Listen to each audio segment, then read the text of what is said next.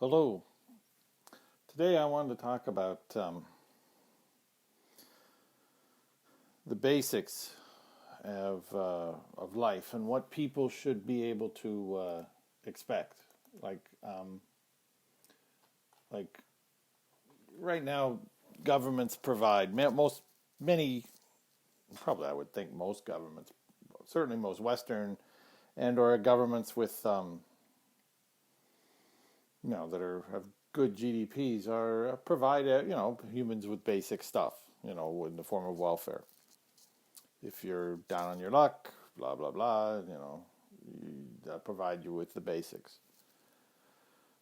But I think it's very important that every law-abiding human must have more than just the basics. They must have access. And said this in the book, but I'll just say it again. Every law-abiding human must have automatic access to clean, safe shelter, food, water, clothing, internet, full health care, and free local transit. I mean, this is important for a lot of reasons, not just for the moral part of it. And when I say shelter, I mean like at the very least a cot with a little place to put your belongings, but realistically a very small apartment, like no more than 300 square foot apartment. And I mean a tiny apartment, but it has to have all the basics. And a bed and a chair and a table and a small kitchen and a basic bathroom, like very basic. It's got a shower, hopefully a small tub, and obviously a toilet, and that's it, and storage. But you also have to have, adequate food, or adequate water, basic clothing, access to high-speed internet, because that to me is a right now. You've got to be able to have access to the internet. And full health care. And although government health care is not the best, I don't believe in single payer. I believe in dual payer, whereas single payer is basically government health care, like in Canada, for example, and dual payer would be like where you have, if you can't afford healthcare, you get full healthcare from the government, but if you can get private healthcare. That to me is the best. And also access to local transit for free, just local transit. And there's several reasons this is important. Obviously, because I don't want people to have to worry about the basics of survival. I mean, there's no reason most countries can't provide this now.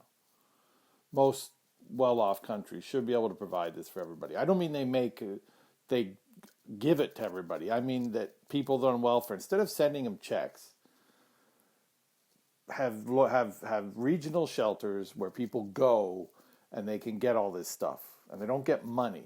At most, you give them like $50 or something. But the most rest, because if you give people checks, they're going to abuse it, even in small ways. I mean, you send someone a welfare check. In theory, all they should be doing with is buying. If you're not giving them room and board, giving them shelter, then buy shelter, rent shelter, get basic food, basic water, basic clothes, basic. But most people don't do that. They get the basics, but then maybe they'll buy a pack of cigarettes, or they'll buy a case of beer, or they'll buy a lottery ticket, or they'll buy ice cream, or they'll go to drive-through McDonald's, or they'll just go to McDonald's. They don't have a car. That's not what welfare is about. That's being abusing it. I'm not saying they should be thrown in jail, or I don't blame them for one bit for doing that at all. I don't hold it against people who are doing that. I hold it against the governments for doing it wrong. You shouldn't hand out checks because they'll just be abused. Some will do it right, most won't. They'll spend something on things they shouldn't, and it's waste. It's a waste. So you give them the basics physically, and these shelters would be run by the people who get the welfare people. They would be built by the welfare people. That would cut costs. It would just be much more efficient, and you make them pleasant to live in, but not comfortable. So you could do it long term if you had to, but you wouldn't want to. So that takes away the incentive for just doing nothing. Because welfare can kind of trap you too, because sometimes it can give you enough to get by, but it punishes you if you get a job, like a part-time job, because then it just takes it away from your welfare, which is understandable, but it doesn't reward you for getting off of it. It either doesn't give you enough, or it gives you enough to get by, and it doesn't give you much incentive to get off of it. And the other thing that's good about it is if you had this, then you wouldn't need any minimum wage, because minimum wage and all this nonsense about minimum wage having to be a living wage, that's ridiculous. That's never what it was designed for. That's not what it's about, but people have turned it into that. So, but if you've already got a living guaranteed from the government, a shelter, a small apartment, food, all that stuff, you don't need a living wage because you've already got a living. The government's guaranteeing you a living. You don't need a living wage. You don't need minimum wage. And that would say, because the minimum wage is stupid, because it just lowers productivity. You're forcing people to pay somebody something whether they're worth it or not, and that's not good for productivity. So this way, people can be if they had a guaranteed shelter to go to and guaranteed living, then they wouldn't need to take jobs they hate. They could just stay in the shelter until they find a job they like.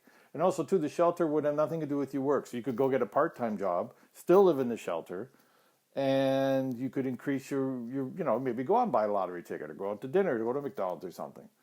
It should be about, it would free up people. You wouldn't need a minimum wage. You wouldn't need it to be a living wage because you've already got a living. It would help the economy because then it would lower labor costs. It would raise productivity. It would just be a plus right across the board. So I'm saying it's very important for numerous reasons for there to be no more welfare checks. Have the government provide structure, an actual physical shelters and regional centers that you go to, not every town, and just regional centers, major areas that you have to go to get to. Maybe there'd be a bus service around that comes from the shelter that's driven by people at the shelter, by people because almost all the jobs would be done by people who are living at the shelter. Just have government bureaucrats overseeing it, but the people who do the nuts and bolts work would be the ones that actually live there, which cuts the cost way down. And so, but you go to the shelter. If you need welfare, you have to go to the shelter and then you get it. And that's how you get welfare. You don't get a check.